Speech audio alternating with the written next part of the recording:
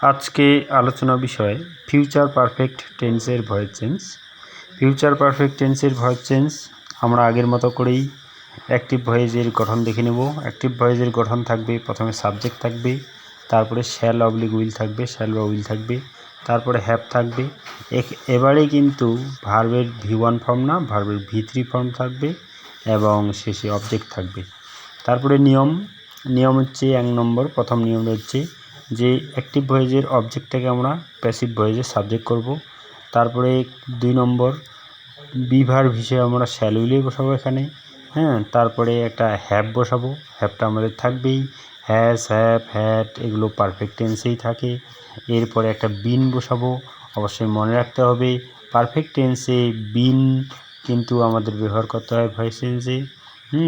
তারপরে মেইন ভার্বের V3 form বসাতে হবে। এই যে মেইন ভার্বের V3 ফর্মটা, সেটা V3 ফর্মেই থাকে, প্যাসিভ ভয়েসেও সেটা V3 ফর্মেই হবে। সুতরাং মেইন ভার্বের কোনো পরিবর্তন হবে না এখানে।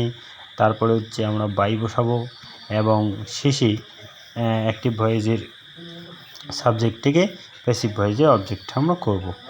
এবং যদি গঠনটা দেখি তাহলে কি হইলো প্যাসিভ ভয়েসে, প্রথমে সাবজেক্ট, তারপরে শ্যাল উইল আসলো, তারপরে হ্যাভ আসলো এবং তারপরে একটা বিন আসলো এবং আসলো V3, ভার্বের V3 রূপ, তারপরে বাই, আবার শেষে অবজেক্ট। একটা উদাহরণ দিয়ে দেখিয়ে দিই। এখানে আছে রানী উইল হ্যাভ প্লেড ফুটবল। এখানে রানী হচ্ছে সাবজেক্ট, উইল হচ্ছে বি ভার্ব, তার সঙ্গে হ্যাভ থাকবে, প্লেড হচ্ছে ভার্বের V3 রূপ এবং ফুটবল হচ্ছে অবজেক্ট।